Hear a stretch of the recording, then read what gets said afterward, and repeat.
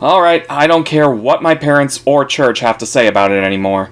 The exact details of my internet history are between me, my FBI agent, Google, and the CCP representatives that they sell them to. But I'm done hiding this much. I like big girls.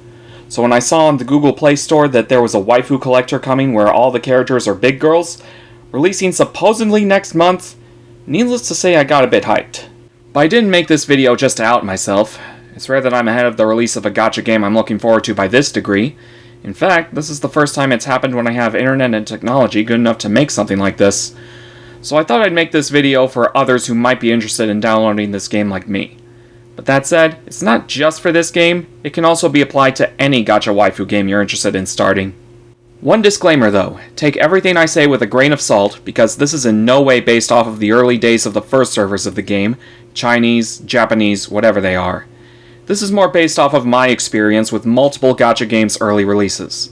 So if you have any information that goes against what I'm about to say, share it below. We'd all benefit from hearing it, including myself. Maybe it'll make it in another video, one more geared specifically towards Haze Reverb. We'll see if there's enough demand for it. All that said, let's get started.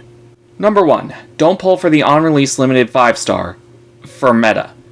There's always that one limited 5-star at the very beginning of the servers going live. She's usually DPS, she's usually the one that everyone wants. I've seen it in Revived Witch, Star Rail, Tactop Destiny, and I'm sure I'll see it more in the future.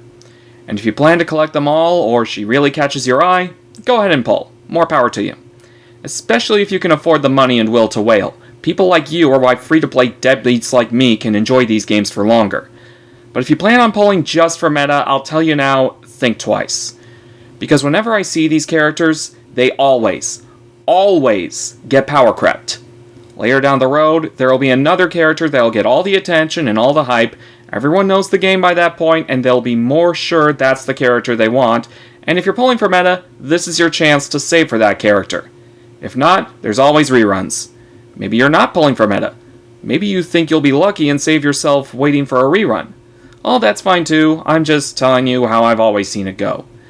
Side note, general rule for tier list meta, DPS is temporary, support is eternal. Number 2, learn to be good with bad characters. But not too bad characters.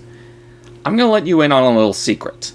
Unless you're aiming for high scores and max rewards, maybe some PvP if it exists, meta is a band-aid for skill issue a lot of the time. If you're not going to put your resources into pulling for the character you think is good, at least make yourself good. Know the characters you know you'll have, and know how to use them, so that you don't have to rely on chasing the ones you don't. There's a reason Kyostin V and Ekogen got so many subscribers with their low rarity clears of Arknight stages. This time, that could be you or me.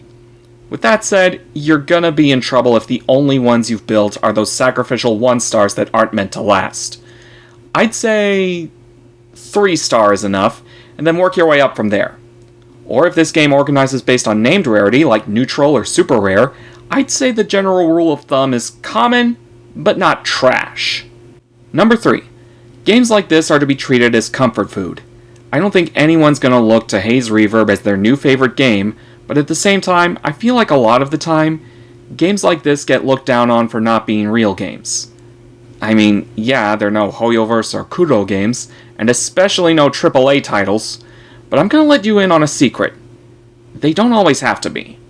Not everyone needs to spend $60 on that kind of time suck which demands your attention, only to be put aside once you beat it and never picked up again as you look for the next one. Sometimes, it's just enough to have something going on in the background.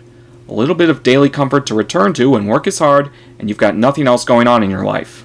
Plus, there's something games like this understand that a lot of writers tend to miss. Your world building and plot can get away with being generic or even bad, but what you'll always come back to are the characters. Think about it. How many stories had a fascinating plot or interesting world that you had to admit were kinda awful because you couldn't care about the characters? I know that was certainly a problem with me when I tried getting into Gundam. Conversely, how many works had generic worlds or lackluster plots that you keep coming back to because you love the characters so much? So if you like the characters but can't get into the story or even the gameplay, Auto's your friend on that front, honestly, that's enough. I like to give every game the chance to have a good story. Azure Lane actually pleasantly surprised me on that front. but I'm not going to have the same expectations for Haze Reverb, honestly. If the story's good, good. But I know what sort of game this is, I know exactly why I'm playing it, and I'm not going to pretend otherwise. And I suggest you all do the same, because even if I'm wrong, it'll only enhance whatever pleasant surprises are in store for us. Like I said, I'm thinking of doing another one of these after I learn more about Haze Reverb's initial launch schedule and how it'll be mirrored in Global. So if you have any tips for that or places to look to learn more, leave them down in the comments for the rest of us. Like and subscribe if you want to see more. I actually plan on doing character reviews once the game launches, and until then, I'll see you next time.